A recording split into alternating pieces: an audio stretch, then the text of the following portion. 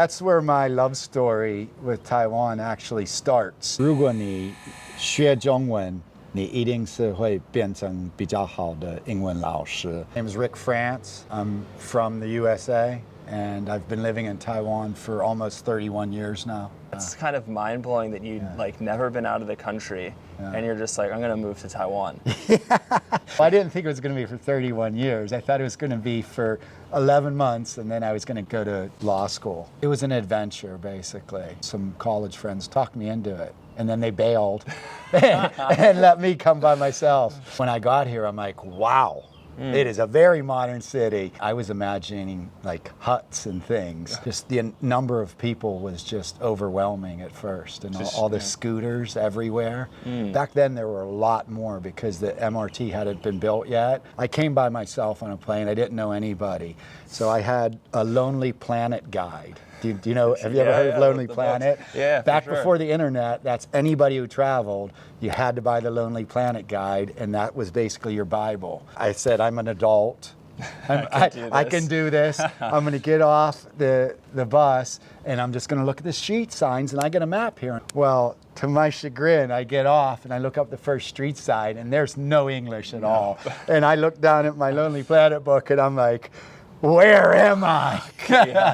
But you know, that's where my love story with Taiwan actually starts, because this young kid came up to me. He saw that I was lost. He saw the look on my face. And he comes up and he says to me in English, can I help you? I couldn't speak a lick. I couldn't even say xie in those days. He's like, oh, it's complicated. So I have two heavy suitcases. He picks up both of them and say, let's go, I'll take you there. I'm like, well, hold on, you don't have to take me there, just tell me. He goes, no, it's too complicated. So I said, well, at least let me carry my own suitcase.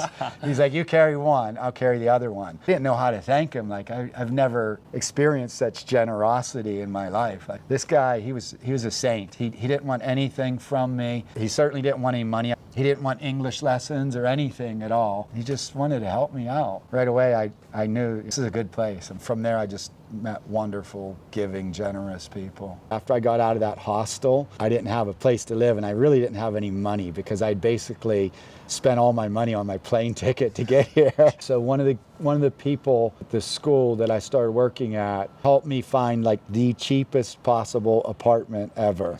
So it was a Jagai. It was a rooftop place, but in an extremely illegal rooftop place. So it barely had a roof over the top. So I'm like, okay, where's the bathroom? They took me down there, and I'm like, they turn on the spigot, like, here it is. I'm like, this isn't a bathroom. That's just a spigot. And I'm like, how do I take a shower? How do I take a bath? There's no shower head or anything.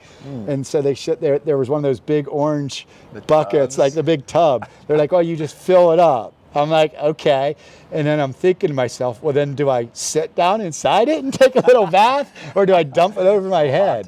So I kind of found the best way to do it was just to fill it up all the way, dump it over my head, get the soap my whole body down, and then fill it up 2 more times and dump it over my head. And that worked great. I got here in September.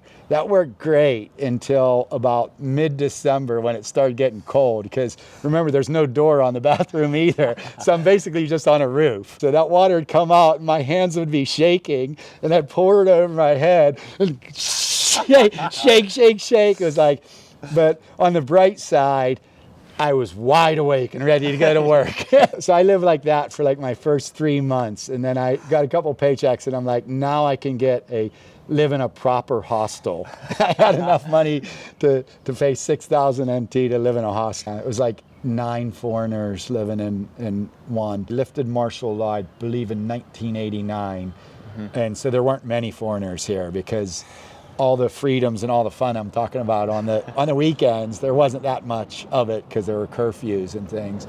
Being a foreigner back then, very novel. Right, yeah. Now, not so much. Not a big deal, yeah. Yeah. Yeah, I mean, once in a while you walk into a restaurant and the person sees you're a foreigner, the person behind the counter, and they're like, and they start reaching for their colleague. Why go around? Ni lai? English. Okay, English. Yeah. And then I speak to them in Chinese and order my food or something. They're, Were there any moments in the beginning where you're like, what am I doing? This is crazy. Oh yeah. So many times when I was putting the 10 NTs into that telephone, I was going to call back, and I'm like, I'm going to tell her I'm coming home. I'm going to come home. And then I just pictured myself like going back with my tail between my legs and having to face my friends who I told them all I'm going to Asia, I'm going to Taiwan, and I'm not coming back for a year. Yeah.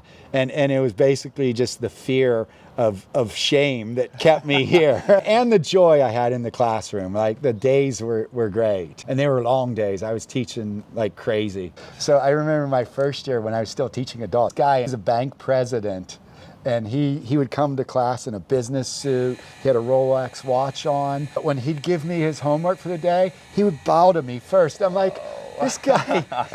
Truthfully, that changed my perspective about teaching, because I think I had an American perspective about teaching.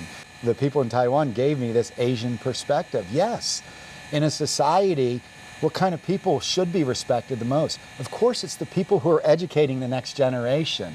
And somehow we've got it wrong. In Western culture, the entry-level teachers, they're just barely making above poverty level pay to be assaulted. What was the kind of thing that switched gears in terms of like, okay, maybe this is somewhere I could stay more long term? I hit a point where I said, there's a need for good teachers in good schools. And I'm very entrepreneurial, so I thought, yeah, this is the perfect place and the perfect time. In the school that you run, the parents will come and sit in on class. In most educational systems, one basic rule is the parents can never be in the classroom. And so at ACES, we flipped that. In Taiwan, you have these parents who are willing to come like straight from work and sit in the classroom because they want to be involved.